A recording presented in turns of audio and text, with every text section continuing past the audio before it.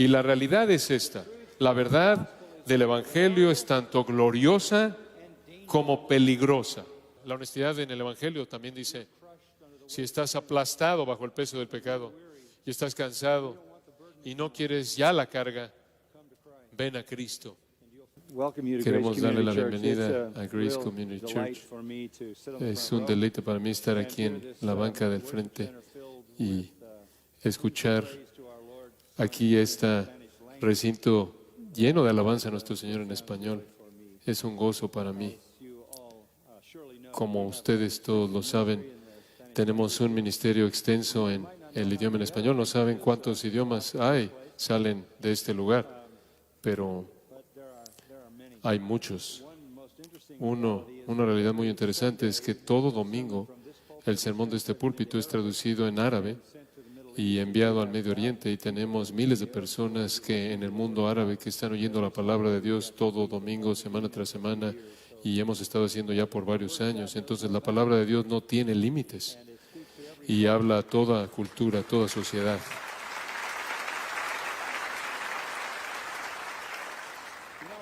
Saben, si eres un expositor fiel, tus sermones deberían deberían funcionar fuera de tu código postal. Por la razón misma de que la palabra de Dios cruza el mundo y cumple los propósitos de Dios. Ahora es un gran privilegio para mí no solo darles la bienvenida, sino tener la sesión de apertura en la conferencia, y los hermanos queridos que van a estar hablándoles más adelante me permitieron entrar primero y estoy agradecido por ello. Queremos ayudarles a aclarar su perspectiva del Evangelio. Este es un día de confusión. A lo largo de los años he tratado de aclarar la confusión acerca del Evangelio. No sabía que iba a pasar tanta parte de mi vida haciendo esto. Cuando fui un alumno de seminario y en medio de las otras batallas, no pensé que iba a pasar tanto tiempo en esta batalla, pero mi vida ha sido definida por una serie de libros que han sido escritos para aclarar el Evangelio verdadero. Y no para aclarar el Evangelio para los incrédulos, sino aclarar el Evangelio para la iglesia, porque se ha vuelto algo tan confuso. Entonces escribí un libro titulado El Evangelio según Jesucristo, y después un libro titulado El Evangelio según los Apóstoles, y un libro titulado El Evangelio según Pablo, y después un libro titulado El Evangelio según Dios, y después un libro avergonzado del Evangelio, muchos libros aclarando el Evangelio. Y en poco tiempo va a salir un libro titulado Únicamente Jesús, el cual es otro esfuerzo simplemente para ayudarle a la gente cristiana a entender el Evangelio, porque ¿cómo podemos operar como la iglesia en el mundo si no podemos expresar el Evangelio verdadero? Y el día de hoy no solo es cuestión de conocer el Evangelio, sino que es cuestión de estar dispuestos a proclamar el Evangelio. Y con tantas décadas de pragmatismo, tantas décadas de tratar de hacer que los pecadores se sientan cómodos, tantas décadas de tratar de quitar cualquier ofensa en el Evangelio, que hemos quitado del Evangelio la honestidad que tiene que estar ahí. Entonces, esta mañana quiero hablarles de honestidad en el Evangelio. Ser honestos con los pecadores. Eso se encuentra en el cimiento mismo del Evangelio. Debemos ser veraces. Y el modelo para ello va a ser ningún otro que nuestro Señor Jesucristo. Decirle a los pecadores toda la verdad es la única manera aceptable de proclamar el Evangelio a los ojos de nuestro Señor. Y la realidad es esta: la verdad del Evangelio es tanto gloriosa como peligrosa. Es eternamente enriquecedora o eternamente devastadora. Produce un gozo que se incrementa o un dolor que se incrementa. Lleva a bendición eterna o lleva a castigo eterno. Después de oír el Evangelio, ningún pecador debe ser el mismo. Debe tener tanto un entendimiento de lo que le espera en el cielo, o más bien de lo que espera en el cielo y de lo que espera en el infierno. El ser expuesto realmente al Evangelio hace que los pecadores sean mejores o los hace peores. los lleva a una bendición que se incrementa o a un dolor que se incrementa. Ahora, Pablo resumió esta realidad asombrosa en 2 de Corintios. Quiero comenzar pidiéndoles que me acompañen a 2 de Corintios, capítulo 2. Este es un recordatorio muy importante. Escuche el versículo 14, 15 y 16. Mas a Dios gracias, el cual nos lleva siempre en triunfo en Cristo Jesús, y por medio de nosotros manifiesta en todo lugar el olor de su conocimiento. Y escuche esto, porque para Dios somos grato olor de Cristo en los que se salvan y en los que se pierden. A estos ciertamente olor de muerte para muerte, y a aquellos olor de vida para vida. Y para estas cosas, ¿quién es suficiente? Lo que él está diciendo es que nosotros o llevamos a la gente a un gozo que se multiplica, o multiplicamos su dolor eterno. Esta es honestidad en el Evangelio. Somos tanto una bendición como una maldición. Traemos a la gente un gozo que se incrementa, o les traemos dolor o juicio que se incrementa. Permítame mostrarle otro pasaje en Hebreos capítulo 10. En Hebreos capítulo 10, versículo 26.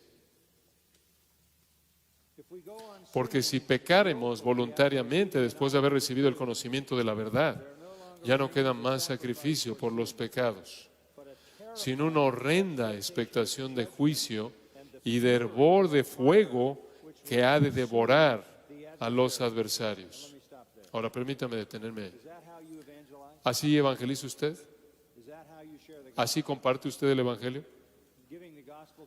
Presentarle el Evangelio a un pecador y usted le dice, si rechazas este Evangelio, si tú le das la espalda a recibir el conocimiento de la verdad, no hay otro sacrificio para los pecados más que el sacrificio de Cristo en el Evangelio, y tú ahora debes esperar un juicio aterrador y la furia del fuego eterno.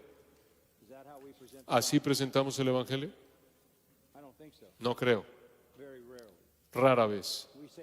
Decimos, Jesús quiere arreglar tu vida, quiere hacerte feliz, quiere arreglar tu matrimonio, quiere hacerte sentir mejor de ti mismo, quiere que detengas tus dolores, tus problemas. Eso carece de honestidad en el Evangelio. Y ese es el legado del pragmatismo.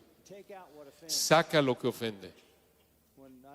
Cuando algunos de ustedes oyeron de una entrevista que tuve con Ben Shapiro, él me hizo una pregunta. Él dijo, ¿te molesta que tu mensaje ofende a la gente? Y mi respuesta fue algo así como, no, intento ofender a tantas personas como pueda, a los más que pueda. Esa es la naturaleza del Evangelio. Es la ofensa que despierta al pecador, que aterra al pecador y motiva al pecador a buscar la salvación. Aterrar a los pecadores es parte de nuestra responsabilidad. Entonces, versículo 28 dice, el que viola la ley de Moisés, por el testimonio de 2 o 3 testigos, muere irremisiblemente. Cuanto mayor castigo pensáis que merecerá el que pisoteare al Hijo de Dios y tuviere por inmunda la sangre del pacto, en la cual fue santificado, e hiciere afrenta al Espíritu de gracia. Pues conocemos al que dijo, mía es la venganza, yo daré el pago, dice el Señor. Y otra vez el Señor juzgará a su pueblo.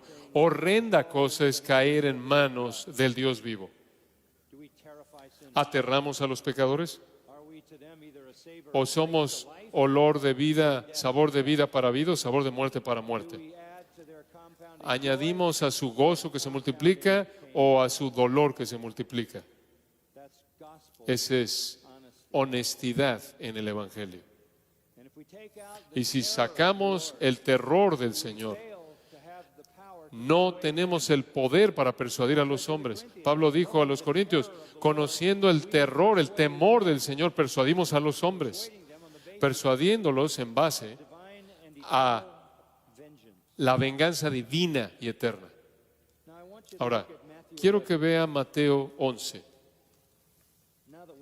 Ahora que sabemos cuál es nuestra responsabilidad, quiero mostrarle cómo Jesús evangelizó. Y vamos a ver la misma honestidad. Entonces, permítame leer Mateo 11, comenzando en el versículo 15.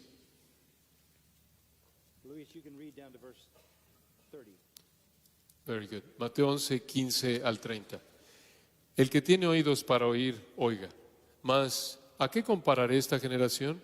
Es semejante a los muchachos que se sientan en las plazas y dan voces a sus compañeros, diciendo, os tocamos flauta y no bailasteis, os endechamos y no lamentasteis, porque vino Juan, que ni comía ni bebía, y dicen, demonio tiene. Vino el Hijo del Hombre, que come y bebe, y dicen, he aquí un hombre comilón y bebedor de vino, amigo de publicanos y de pecadores, pero la sabiduría es justificada por sus hijos. Entonces comenzó a reconvenir a las ciudades en las cuales había hecho muchos de sus milagros, porque no se habían arrepentido, diciendo, ay de ti, Corazín, ay de ti, Betsaida, porque si en Tiro y en Sidón se hubieran hecho los milagros que han sido hechos en vosotras, tiempo ha que se hubieran arrepentido en silicio y en ceniza. Por tanto os digo que en el día del juicio será más tolerable el castigo para Tiro y para Sidón que para vosotras. Y tú, Capernaum, que eres levantada hasta el cielo, hasta el Hades serás abatida. Porque si en Sodoma se hubieran hecho los milagros que han sido hechos en ti, habría permanecido hasta el día de hoy. Por tanto os digo que en el día del juicio será más tolerable el castigo para la tierra de Sodoma que para ti. En aquel tiempo, respondiendo Jesús, dijo, te alabo, Padre, Señor del cielo y de la tierra, porque escondiste estas cosas de los sabios y de los entendidos y las revelaste a los niños. Sí, Padre, porque así te agradó. Todas las cosas me fueron entregadas por mi Padre, y nadie conoce al Hijo sino el Padre, ni al Padre conoce alguno sino el Hijo, y aquel a quien el Hijo lo quiera revelar. Venid a mí todos los que estáis trabajados y cargados, y yo os haré descansar. Llevad mi yugo sobre vosotros, y aprended de mí, que soy manso y humilde de corazón, y hallaréis descanso para vuestras almas, porque mi yugo es fácil y ligera mi carga. Pasaje poderoso. Este es nuestro Señor evangelizando. Comienza en el versículo 15 con un mandato. El que tiene oídos para oír, oiga. En otras palabras, si usted tiene vida espiritual, usted está vivo a la verdad, usted necesita escuchar este pasaje. Este es de nuestro Señor a su pueblo. Esa es una referencia común en el Evangelio de Mateo. Lo usa de nuevo en Mateo 13:9. El que tiene oídos para oír, oiga. De nuevo en el capítulo 13, versículo 43. El que tiene oídos para oír, oiga. En otras palabras, si está usted espiritualmente vivo, entonces necesita escuchar lo que el Salvador está diciendo. Necesita recibir esta verdad. Y esto es lo que dijo. Comienza al identificar el hecho de que los pecadores se rehúsan a escuchar la verdad. Y en el versículo 16, Él los compara con niños en una plaza que están invitando a otros niños a jugar. Esta es la ilustración más interesante que nuestro Señor identificó. Y en esta ilustración, Él apunta al hecho de que la mayoría de la gente rechaza el Evangelio por mera indiferencia.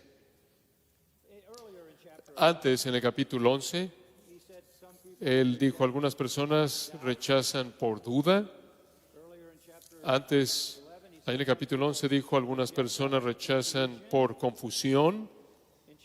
En el capítulo 12, él dijo, hay personas que rechazan porque son blasfemos. Pero en nuestro pasaje, él identifica la razón más común por la que la gente rechaza el Evangelio. Es falta de interés, es indiferencia.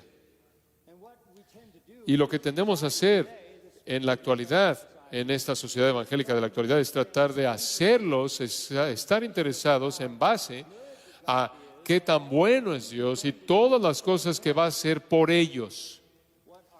Lo que nuestro Señor hace para tratar de que se interesen es aterrarlos. Lo opuesto, el enfoque opuesto. Entonces, Él dice, ¿a qué compararé a esta generación? Este es un estilo rabínico de enseñanza muy común entre los judíos. Es un tipo de parábola, es un tipo de anécdota para ilustrar una verdad espiritual. Él dijo, ustedes, judíos incrédulos, son como niños. Son como niños. Y los niños estaban ahí en las plazas. Esta es una ocurrencia común en Israel. Y están jugando juegos. Los niños juegan juegos que aprenden del mundo adulto. Entonces están jugando a la boda y están jugando al funeral. Esos eran los dos acontecimientos más dramáticos que se llevaban a cabo en la sociedad judía. Entonces los niños están jugando a la boda y al funeral. En primer lugar, son presentados jugando un juego de funeral. Están invitando a otros niños y les dicen, nos tocamos flauta y no bailasteis. Os endechamos y no lamentasteis. ¿Qué quiere decir él? Tuvimos un juego de boda y estábamos bailando y no quisieron jugar con nosotros. Tuvimos un juego de funeral y tocamos una canción muy triste de lamento y no quisieron jugar con nosotros, no lloraron, no quisieron celebrar con nosotros en el juego de la boda y no quisieron celebrar con nosotros en el juego del funeral. Los invitamos ahí en las plazas, las cuales eran en los días antiguos, eran patios para que los niños jugaran.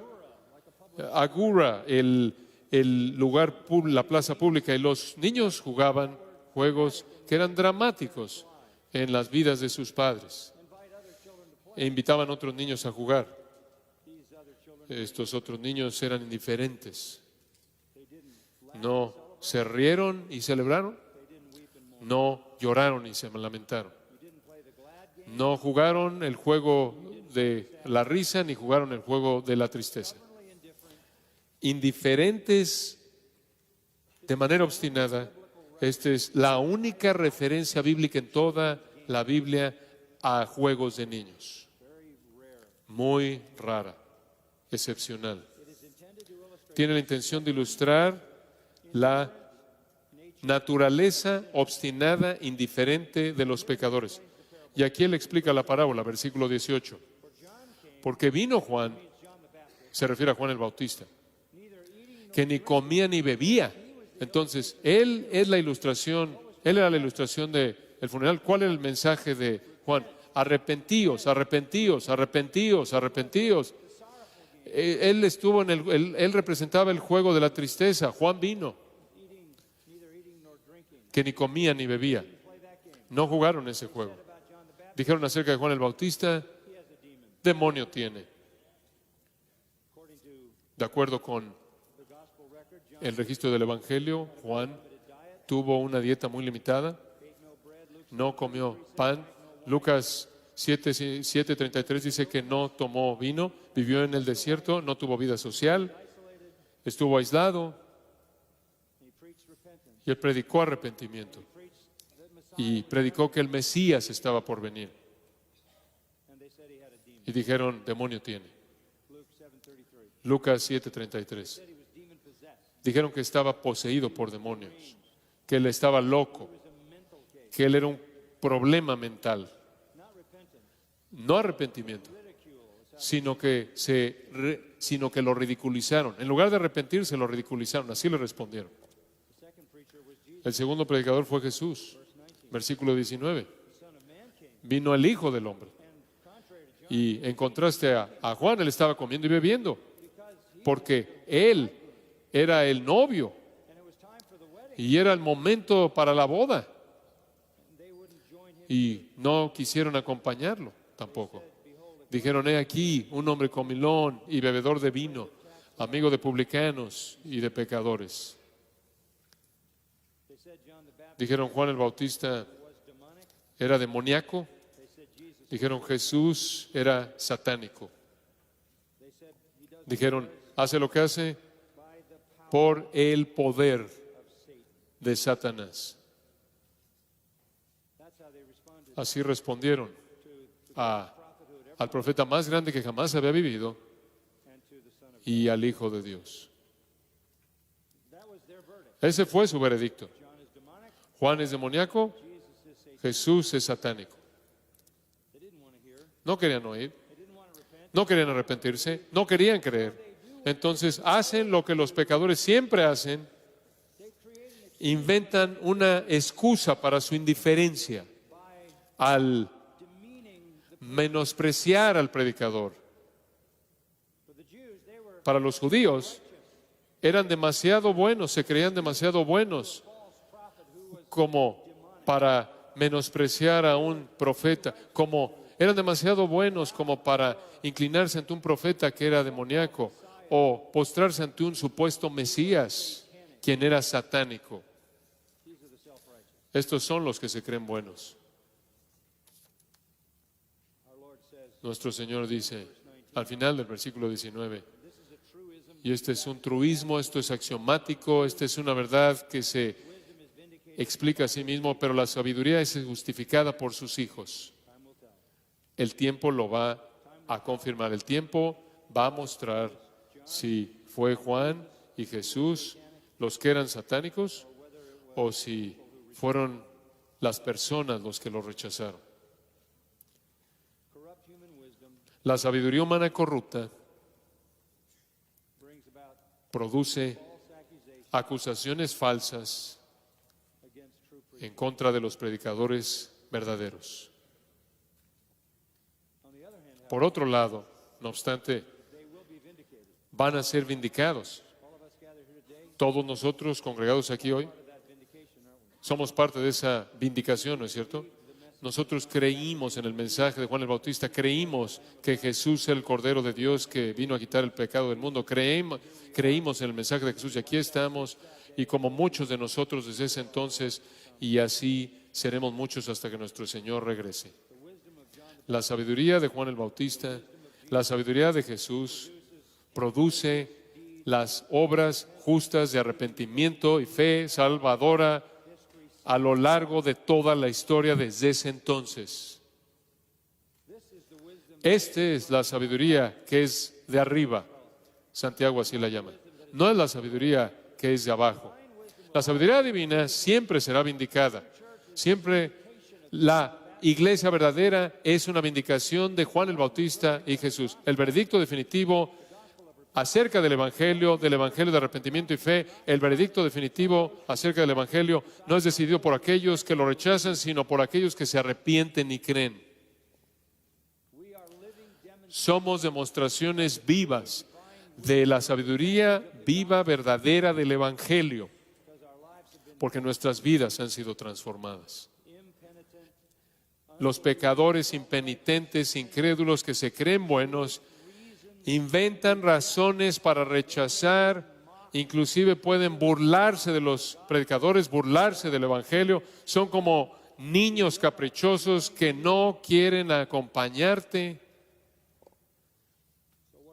Entonces, ¿qué hace el Señor? Cuando la invitación a arrepentirse es rechazada, cuando la invitación a creer en el Señor Jesucristo es rechazada, ¿qué hace el Señor? ¿Acaso Él cambia el método? ¿Acaso Él trata de suavizar el golpe? ¿Acaso Él trata de recuperar una relación al decir cosas buenas acerca de esas personas?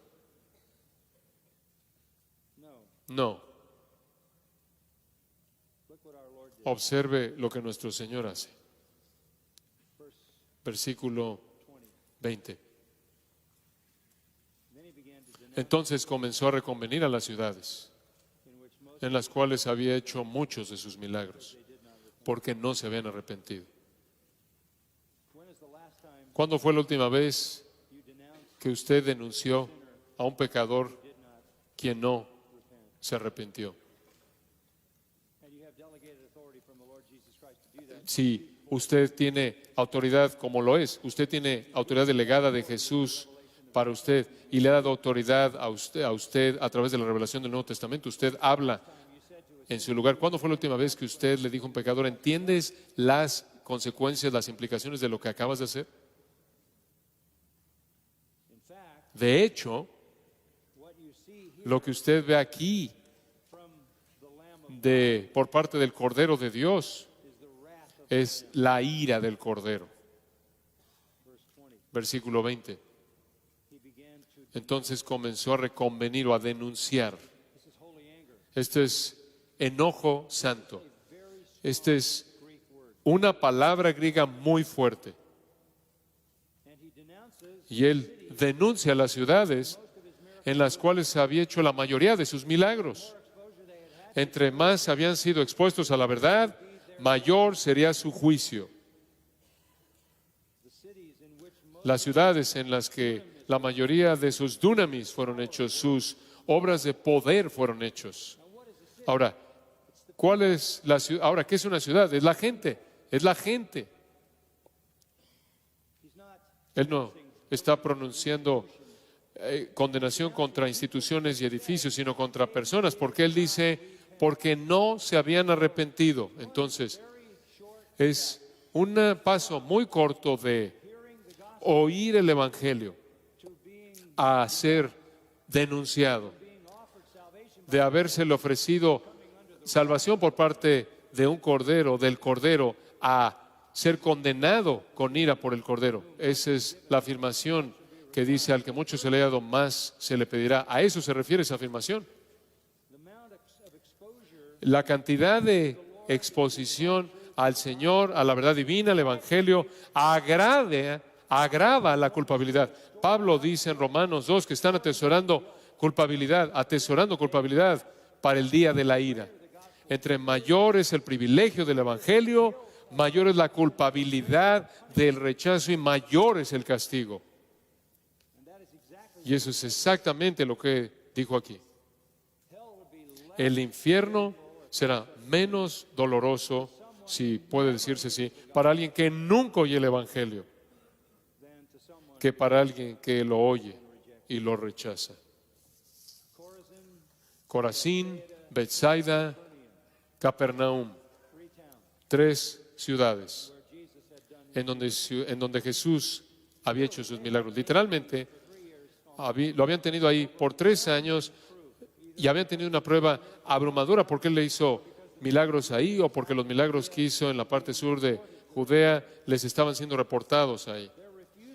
Su rechazo en arrepentirse y creer fue frente a la evidencia abundante. En el Evangelio de Juan, Juan escribe, si todas las obras que Jesús hizo se registraran, los libros en el mundo no podrían contenerlas.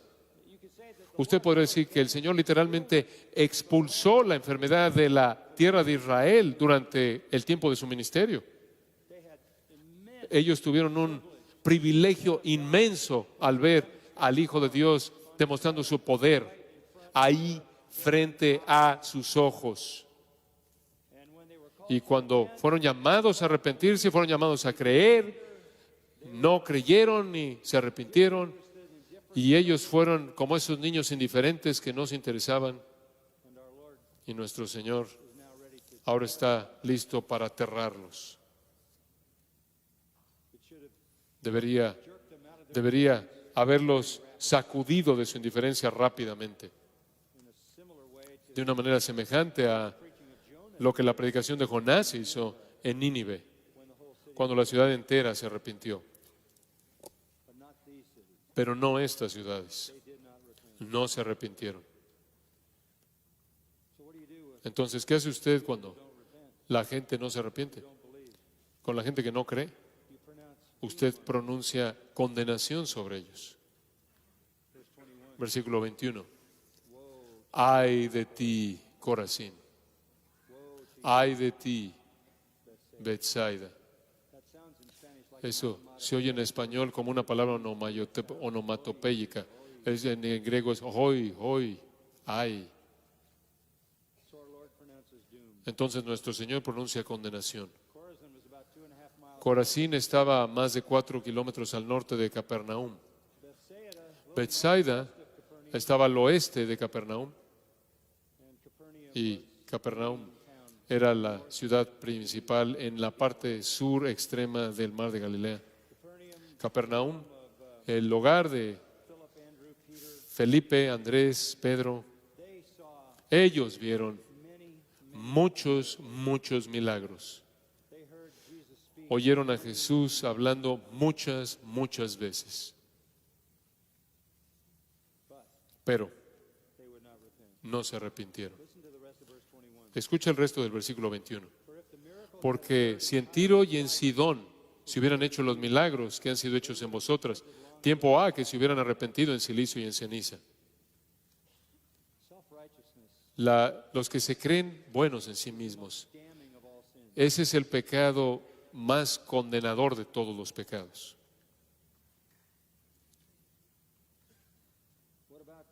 ¿Qué hay acerca de Tiro y de Sidón?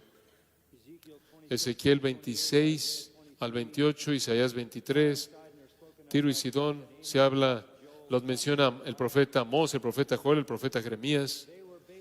Básicamente eran ciudades llenas de ídolos, adoración a Baal, inmoralidad desenfrenada, impiedad, soberbia, dignas de condenación. Y el Señor pronunció condenación sobre ellas en el mundo antiguo.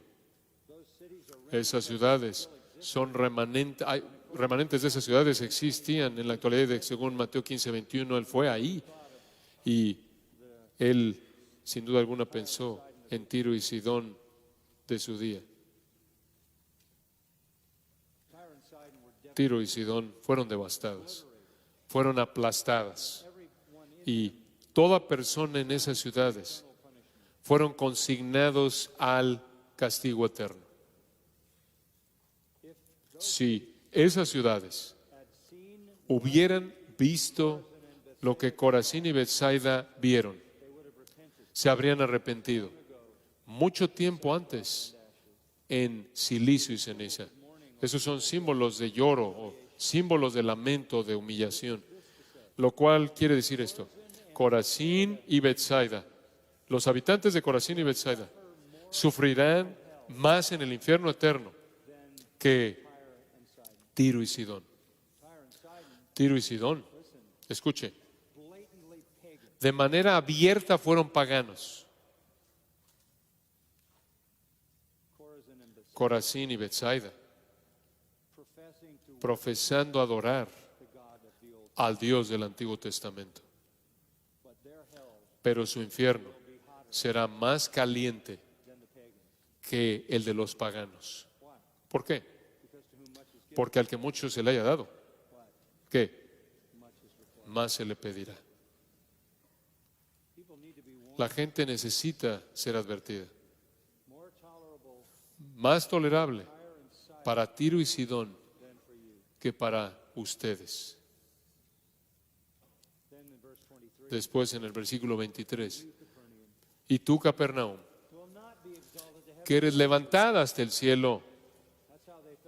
Así se sentían en sí mismos, se sentían tan buenos en sí mismos que pensaban que iban a ser exaltados hasta el cielo.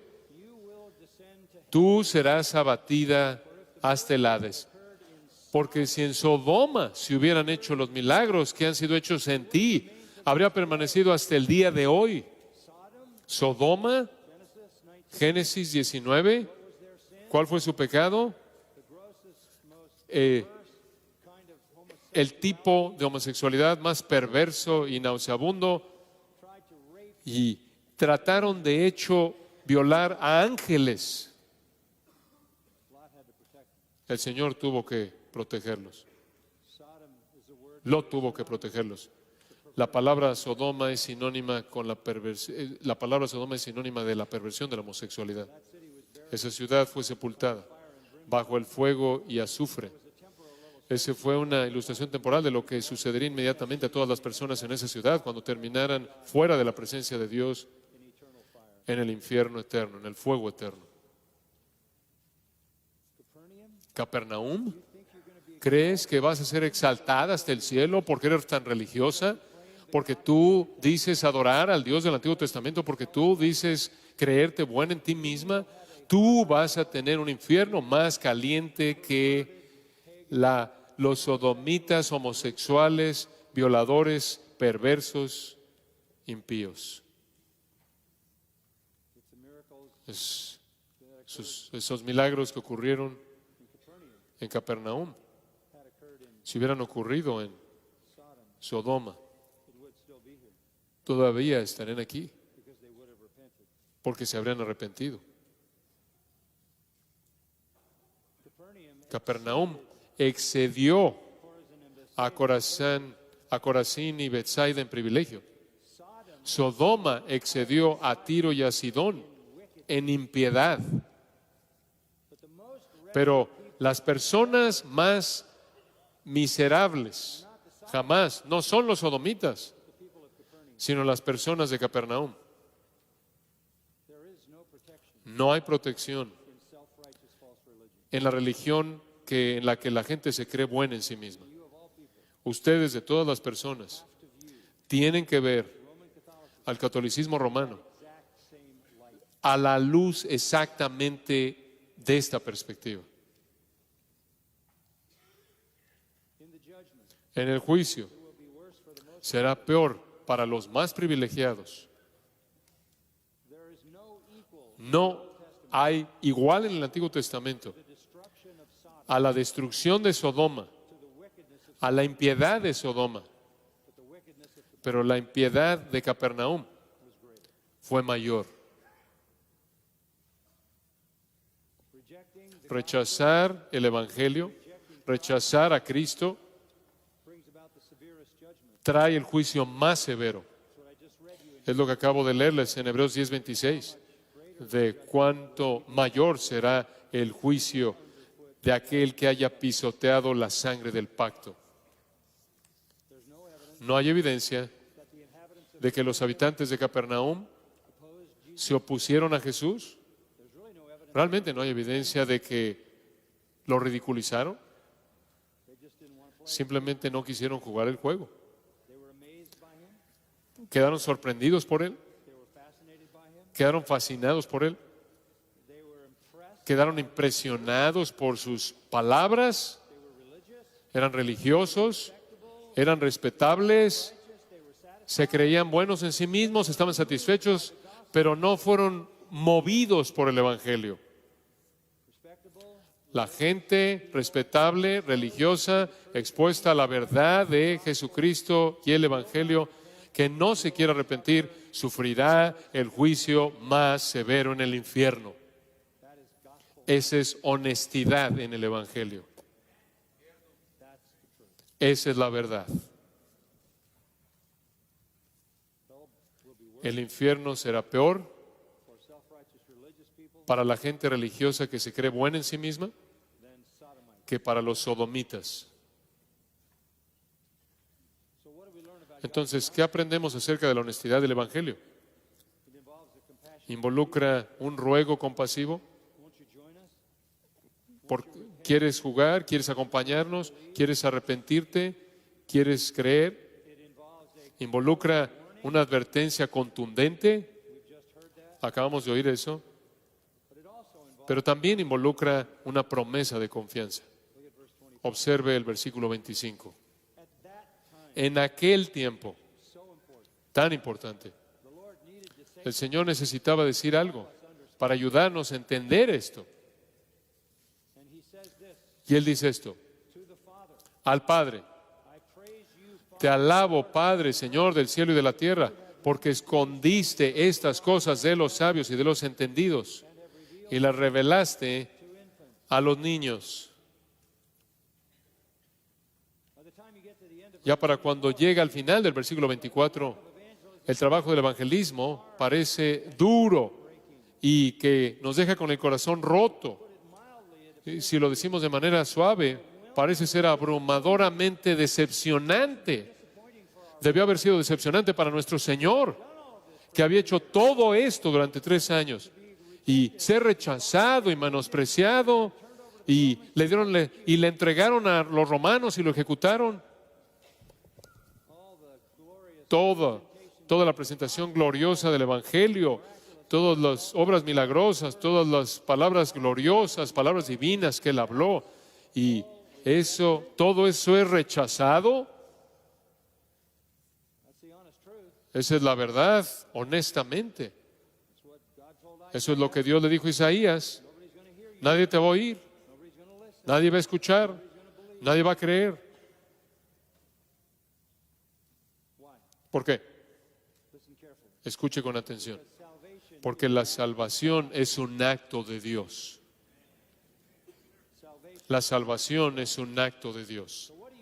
Entonces, ¿qué dice usted cuando usted fielmente predique el Evangelio y presenta un ruego compasivo y presenta una advertencia contundente y la gente no responde?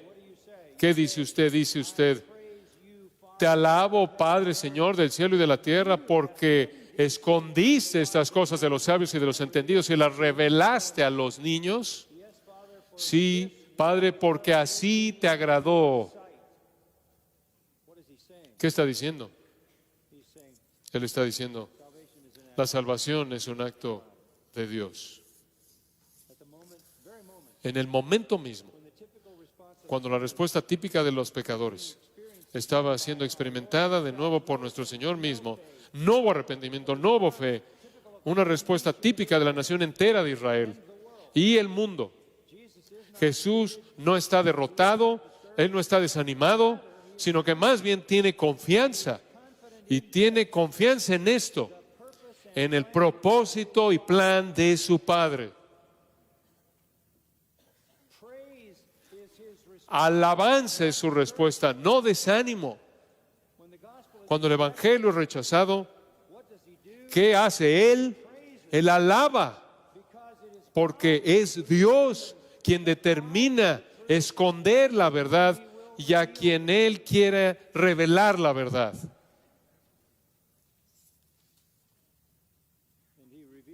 Y Él revela la verdad a nepioi, a niños de pecho, a aquellos que son indefensos y no tienen esperanza. Pero todo es la voluntad del Padre. En 1 Corintios 1, uno de los capítulos más importantes en el Nuevo Testamento, leemos esto, versículo 26. Pues mirad, hermanos, vuestra vocación, esto es vocación o llamado a la salvación, que no sois muchos sabios, según la carne, ni muchos poderosos, ni muchos nobles, sino que lo necio del mundo escogió Dios para avergonzar a los sabios, y lo débil del mundo escogió Dios para avergonzar a lo fuerte.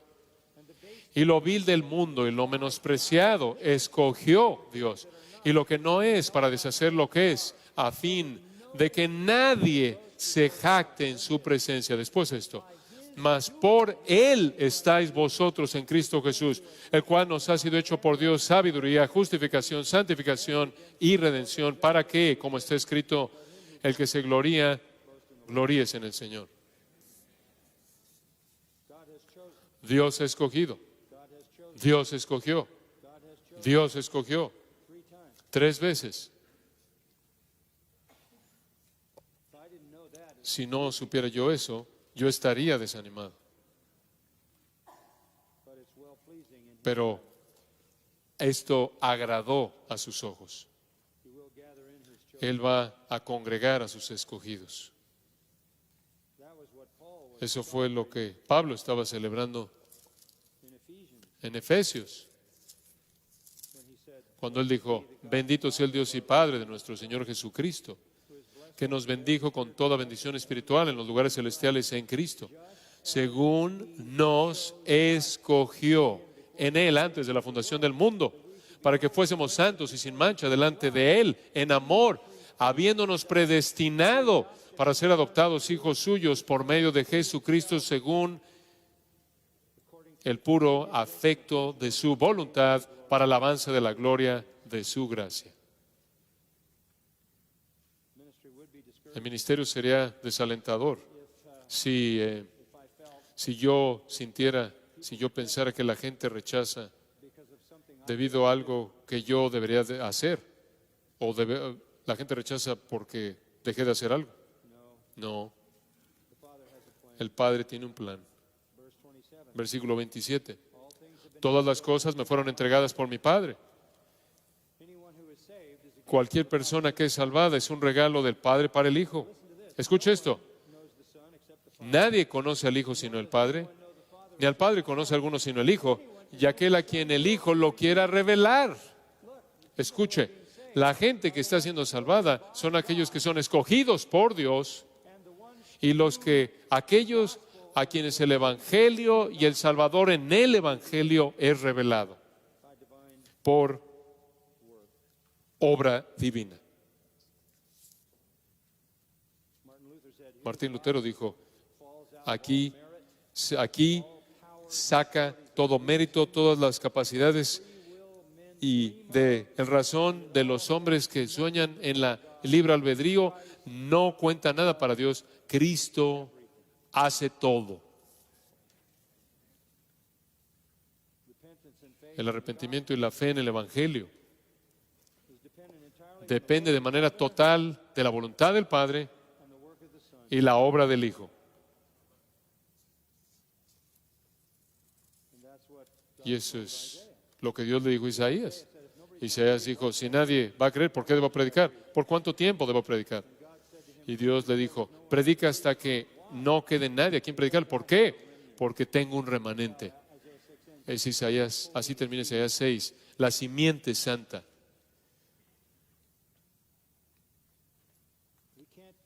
No podemos convencer de pecado, ni convencer, ni convertir a los pecadores. Solo Dios puede. Entonces, ¿por qué vamos a cambiar el mensaje? Después, sin titubeo, sin explicación y sin conciencia de sí mismo ni contradicción. La elección divina, entre la elección divina y la responsabilidad humana, el Señor presenta una invitación después de que acaba de decir que el Señor lo esconde de algunos y lo revela a los niños, que es la obra del Señor. Encima de eso, Él dice en el versículo 28, venid a mí todos los que estáis trabajados y cargados, y yo os haré descansar. Ahí se encuentra la tensión entre la soberanía de Dios y el evangelismo. Todo es la obra de Dios. Sin embargo, aquí está Cristo mismo diciendo, venid a mí todos los que estáis trabajados y cargados, y yo os haré descansar. ¿Qué le decimos a los pecadores al final? ¿Espero que seas escogido? No. Eso va más allá de nuestro nivel de responsabilidad. Decimos, ven. Su entendimiento perfecto de la elección soberana no refrenó la invitación. Venid, les daré descanso. ¿Qué tipo de descanso? Descanso, reposo en la salvación. Pero ¿quién va a venir? Todos los que están trabajados y cargados. ¿Qué quiere decir eso? ¿Están decepcionados por su trabajo? ¿No les gusta su esposa? No. Todos aquellos de ustedes que escuche con atención, que están aplastados, quebrantados, con dolor, insatisfechos y cansados de la carga de su pecado.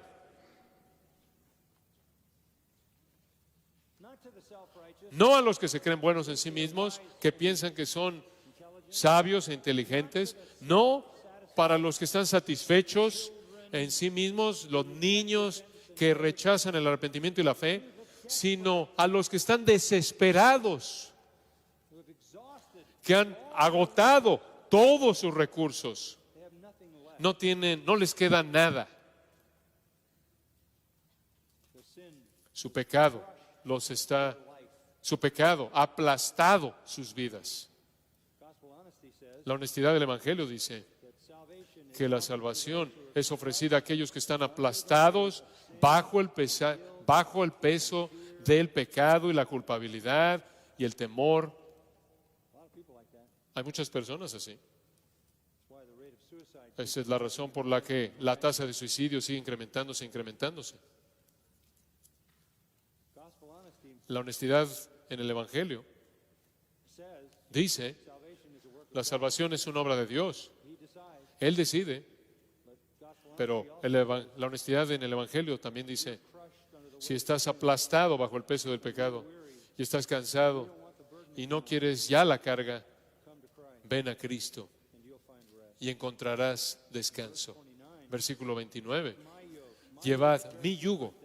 Mi yugo es muy diferente al yugo que los fariseos les impusieron.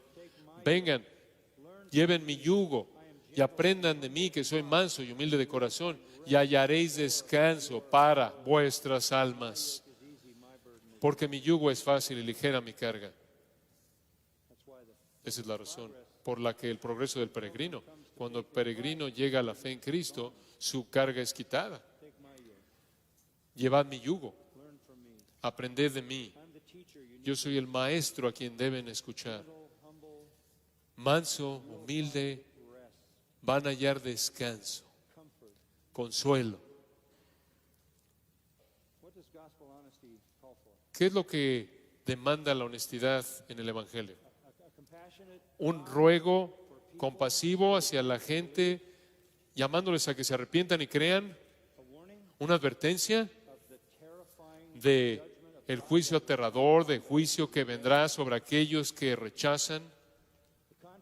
Una confianza plena en los propósitos soberanos de Dios, lo cual nos asegura de que Él va a salvar a sus propios escogidos. Y la honestidad en el Evangelio no nada más se detiene y dice, bueno, todo está en las manos soberanas de Dios.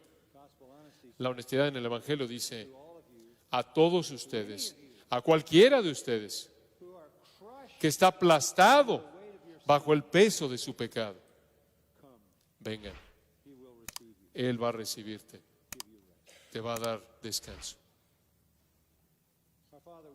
Padre nuestro, te agradecemos por el tiempo que tuvimos juntos el día de hoy.